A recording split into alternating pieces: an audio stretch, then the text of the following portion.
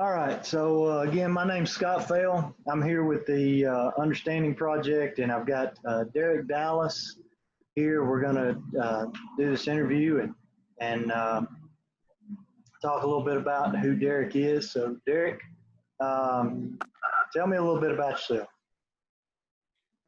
I am a 55-year-old, married for coming up on 25 years this December. Have 5 children, 3 adult-age children, and spanning from the ages of 8 all the way to 30. Okay, so where do you live? I live in the Beaufort, Georgia area. I'm originally from Louisville, Kentucky. Originally from Louisville, Kentucky. So tell me a little bit about those areas. So you, I guess you were born in Louisville? Yes. I was born and raised in Louisville until I was about 11 years old. Okay, and so from there, where did you go? Went from Louisville to Memphis, Tennessee, and then from Memphis to Atlanta, came to Atlanta approximately 1981, the Atlanta area. Okay, and so when you came to the Atlanta area, how old were you then?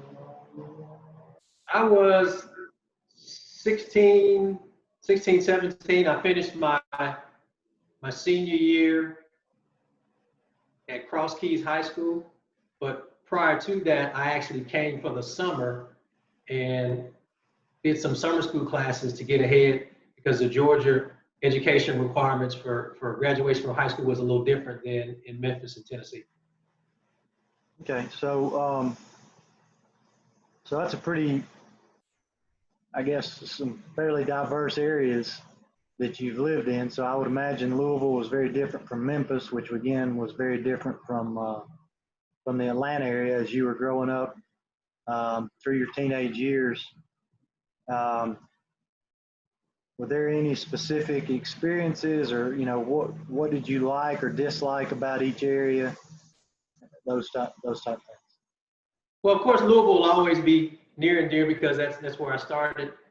But I remember, because I'm a kid, I like to say I'm a kid of the 70s, and I could talk on and on about the music of the 70s, which I still think is head and shoulders some of the best music ever. But there was a community feel. So again, we're talking early 70s through the late 70s, where, I went to school on a city bus with my sister, and we were 6, 7, 8 years old, and we didn't have to worry about some of the things that kids have to be concerned about today as far as crime.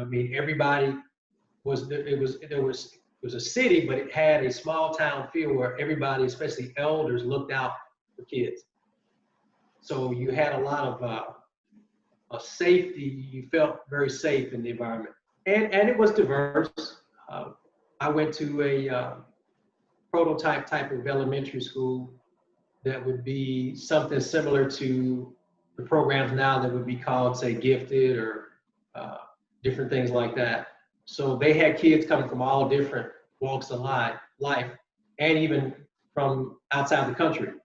So I got to experience that at a very young age. Cool. So what were your family dynamics like when you were growing up? I grew up with a mother and a father. My parents were professionals who had they were part of, I'm going to say, the early group of Black professionals that broke into the corporate environment, late 60s, early 70s. My dad worked for General Electric. He was an engineer for them. My mom was an educator in the classroom, and then ended up going into the administrative part of the Board of Education for Louisville, Jefferson County, and then on to state government. So I had parents that were very big on being educated, very big on character, very big on even chores and responsibilities. But they divorced when I was age 10 or so. And then my mom remarried, and that's what moved me to Memphis. So I'm sure that was a big adjustment at that time. Oh yeah, oh yeah. For 11-year-old young man having to make that transition to you have your dad to your dad and your mom were divorced. My dad ended up moving to Tyler, Texas, which is where his career took him with General Electric as an engineer. And my mom ended up moving to Memphis, and a couple years or so later remarried to my stepfather, who was very good to me. One of the things that was tremendous about him was he was a minister, he was a theologian, highly educated, commissioner of health and human services for Shelby County in Memphis, very well respected. One of the things that I remember about him was he didn't try to take my father's place. He tried to develop a relationship over time and earn my trust, but he also wouldn't tolerate any foolishness when it was concerning any disrespect of my mom. So I looking back on that, I can really appreciate it.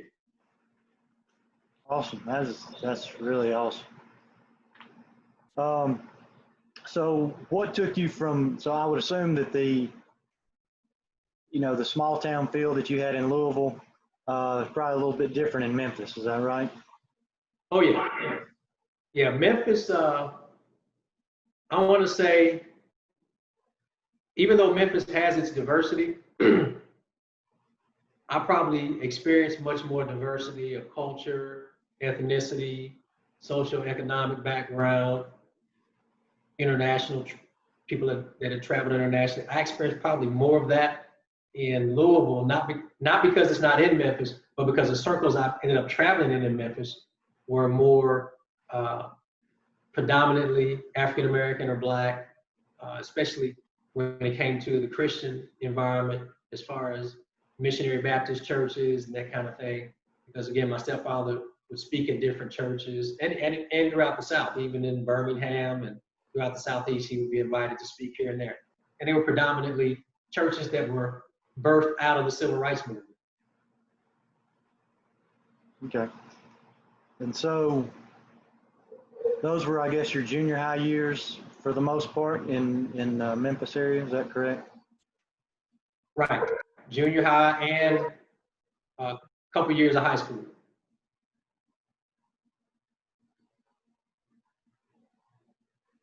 All right. So then you moved to Atlanta, finished up high school there. Right. What was the comparison from Memphis to Atlanta? What was that like? Wow. Much more progressive mindset, much more opportunity that I saw for entrepreneurship and just people. There was a mindset of if you start a business, you can make it happen. If it's going to happen anywhere, it can happen in Atlanta. I saw people who were, I'll say, much more forward thinking when it came to every area of life, as opposed to in Memphis, the big focus was just get as educated as you can. At least that's the way I saw it as being a young man. Coming to Atlanta, it was almost like walking into an environment where you could possibly make your dreams come true as long as you're willing to work hard. That's awesome. So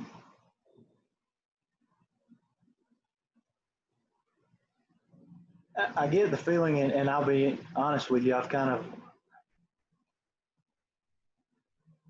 I guess this is somewhat narrow-minded of me or something like that, but I've always kind of gotten the impression that Memphis is still